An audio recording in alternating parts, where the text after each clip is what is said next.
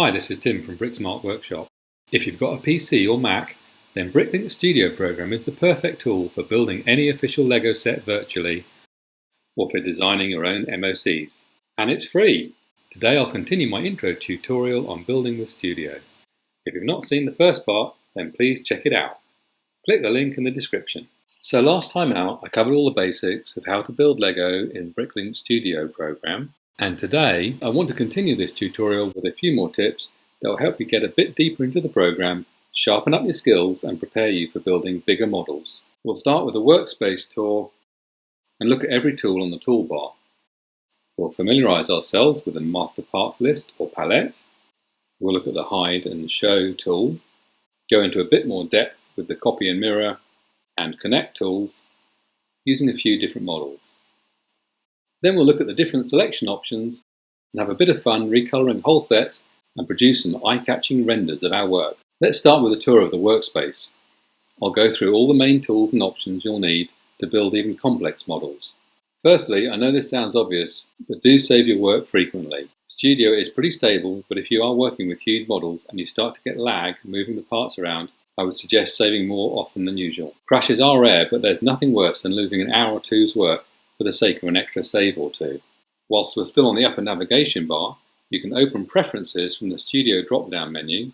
You can toggle repeat inserting selected brick, which is useful when you need multiple copies of the same brick, but unnecessary if you only need the one. Either way, it's easy to copy the brick you have selected by hitting C, or clearing an unwanted duplicate brick by hitting Escape. In the Appearance tab, you can make changes to how your workspace looks. You can change the background colour. You can toggle outline edges here, which really helps with hard to see parts. Here you can also change the orientation of the parts list or building palette. If you're working with a widescreen display, I'd recommend placing the building palette vertically to the side. Then there's enough space to select parts without expanding the window. If you're on a smaller screen or laptop, it's better to have it horizontally at the bottom of the screen.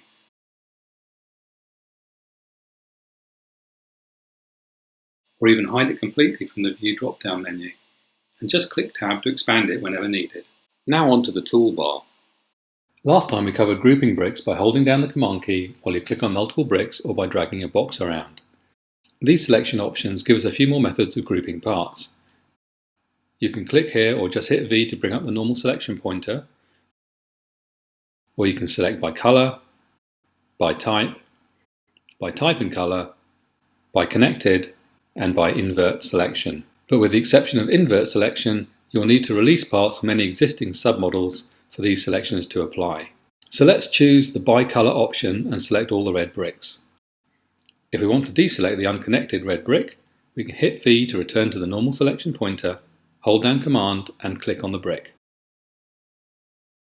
Let's try selecting by connected now. As you'd expect, all connected bricks are selected. Click V to return to the normal pointer. And choosing by type, we'll select all these 2x4 bricks regardless of colour or whether they are connected. If we select all the red bricks again, then choose invert selection, you can see the blue and yellow bricks are selected.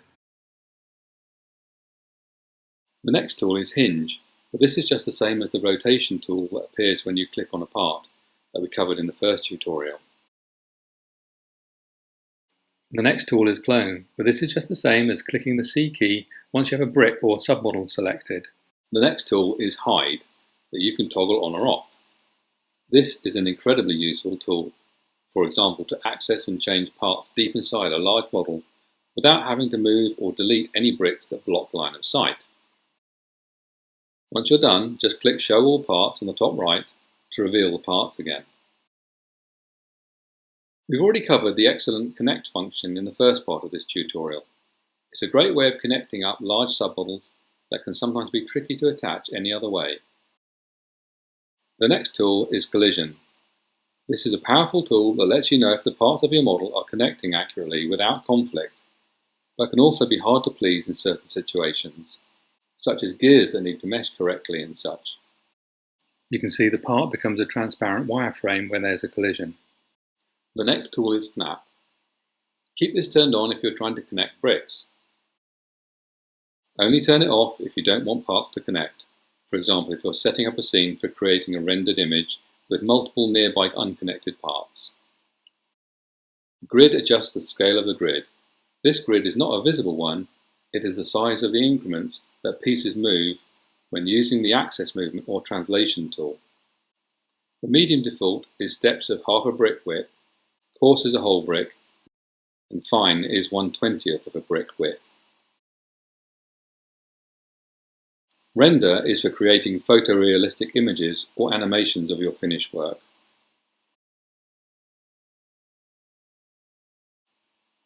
Stability will test the rigidity and balance of your models. Instructions take you into another part of the program and are not covered in this tutorial. On the top right there are Bricklink tools. Clicking on the shopping cart will add the pieces in your model to a Bricklink wanted list, which you can purchase online. Beneath this, on the right side, you'll see the colour palette and step list. Change part colours as you add them as much as you can. You can make any part any Lego colour you like, which is of no consequence if you only plan to build these models in Studio. But if your part is not actually available in your chosen colour, you will see a yellow exclamation mark alongside the part in the step list. Or you can click the Hide Unavailable Colours option on the colour palette, and when you select a part, only the available colours for this part on Bricklink are listed.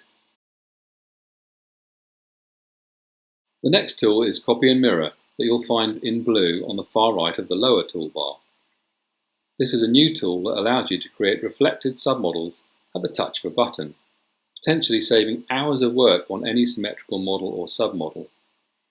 Just build one side and copy and mirror to create the other side. Brilliant. Let's take a look at the master palette or parts list now. Just click Tab to open it up. There's bar, base plate, bracket, use those quite a lot. Brick, be no surprise to you, you'll be using a lot of those building Lego. Modified brick as well, there's an awful lot of these parts that you'll use regularly. Cylinder, dish, use those a fair bit. Hinge, depends what you're building of course. Panel, plate, there we go. Almost every set's going to have some plate in it, and plate modified. A lot of those clips and things are in there too.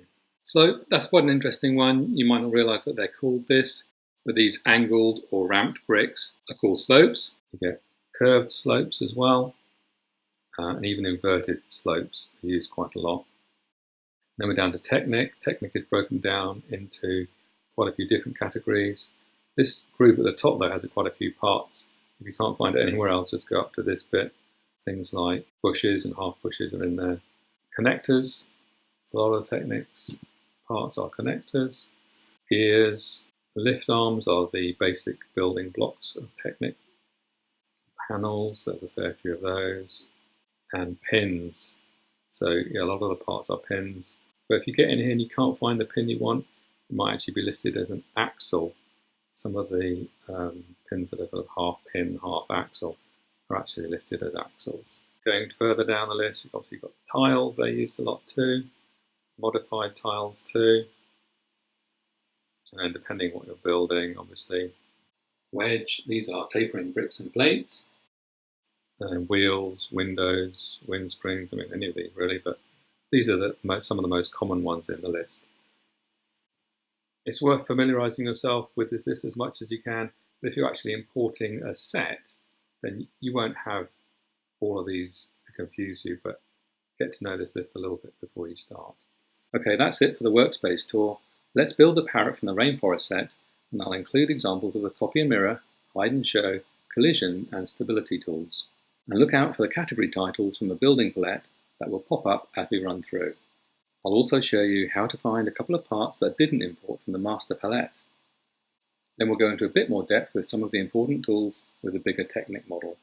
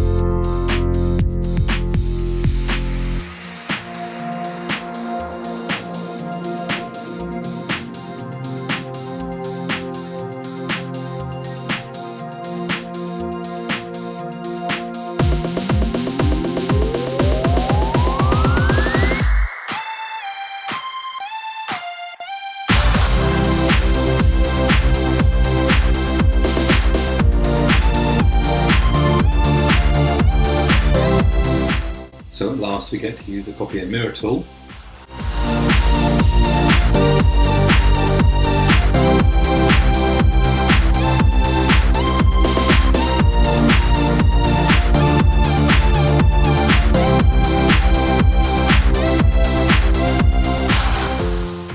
With the feathers, you can just click C to copy as you add each one.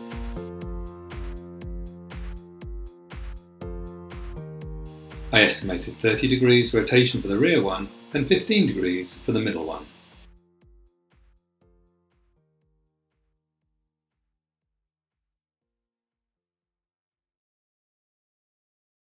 So to place these nuts inside the body, turn snap off, rotate the head back, and drag the pieces as close as you can get. Then use the translation tool with the fine grid selected to place inside accurately and rotate to close the head again. Alternatively, you could use the hide function, place the parts, then click show all on the top right to reveal the head again. I've already shown you the copy and mirror tool, but if I'd waited until I'd finished one whole wing, I could have used it to recreate the whole thing, angles and all. It does look a bit stiff though, so let's move the wings and a foot to create a more interesting pose.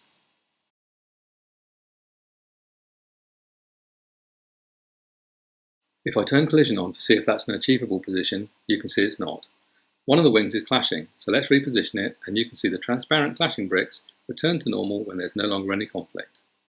And if we turn stability on, you can see there are warnings about the flexible hinges, but these are designed to flex, so no problem. And there's also a warning about balance of the whole model. I'm not too fussed if I'm setting it up for a rendered image, but you can see if I straighten the foot back up that the red warning oval turns green. So let's set this up for a rendered image now. You can copy and paste them into one file if you built them separately, then drag them around and rotate to set up the scene. You can see they're snapping to the floor grid, so it would be better to turn snap off for this. Click render, choose a background colour and start. It can take a couple of hours if you want a high-res image though. Okay, we're getting there, but I would still like to go into a bit more depth with the copy and mirror tool, hide and show, selection options, recoloring and rendering with a bigger model. This set, the LEGO Arctic Truck set 42038, I think it was the first model I made in Studio. I didn't like the orange colour scheme, so I went for red body panels instead. I thought it would be a good example to illustrate a copy and mirror tool with a larger model and some of the issues that can arise. Also using the Connect tool and how to select all the body panels using the selection options and hide tools without changing the colour of anything else accidentally. Then finally some recoloring and rendering. So let's start by clearing one of the rear bogies so I can show you what's involved in using the copy and mirror function. There we go, and now we just need to recreate it. This is the bogie we're going to mirror. You can see it's actually in two sections, the bogie itself and the track on top of it. You can either drag a box around or hold down Command and click on both submodels. Once they are selected, you can either group them up as one or leave them as two separate sections. And then copy and mirror gives you a mirrored model. We can drag that over to the other side and you can see it's beginning to jump around a bit already. Then spin it around and attach it on the other side.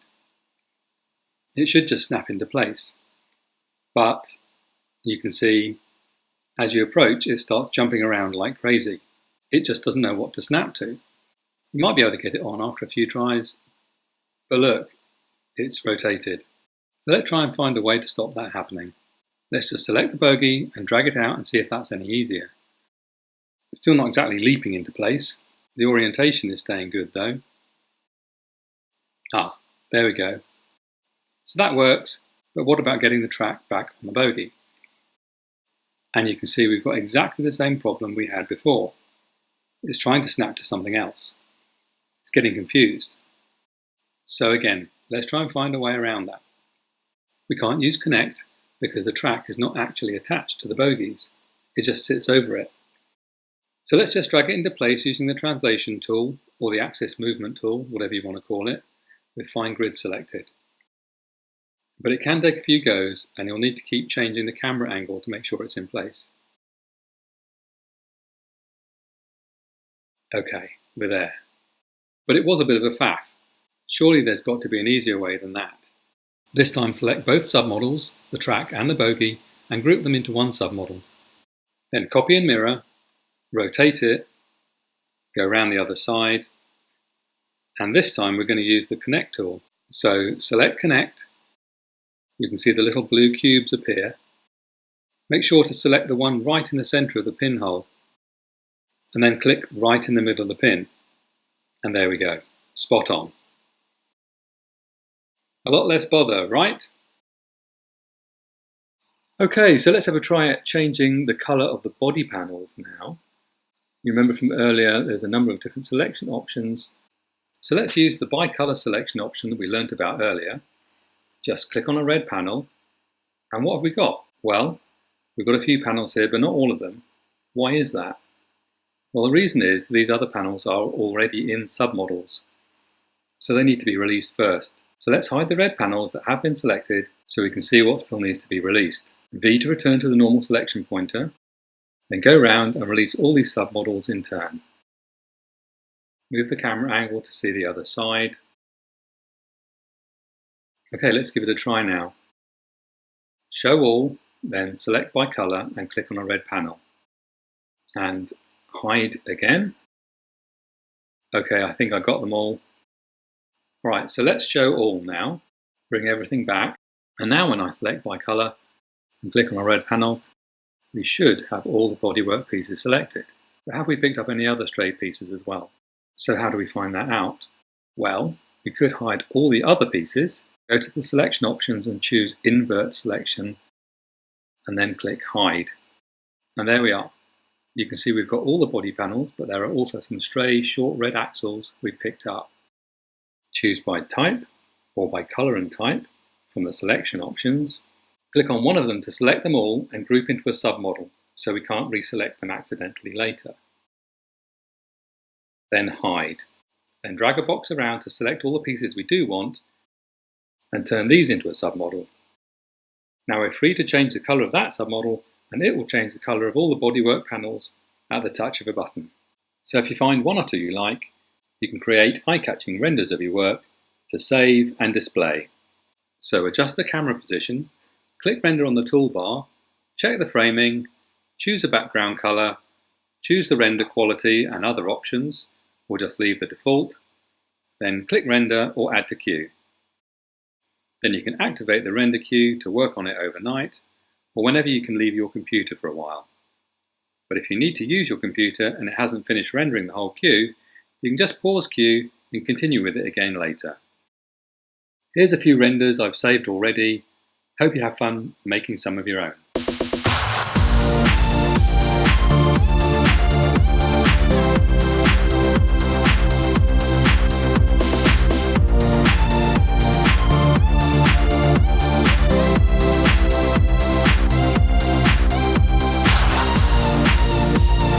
Thanks for watching. Let me know what you think in the comments. Look out for my other studio tutorials and speed builds. And please do like and subscribe to Brick Smart Workshop if you'd like to see more videos like this one.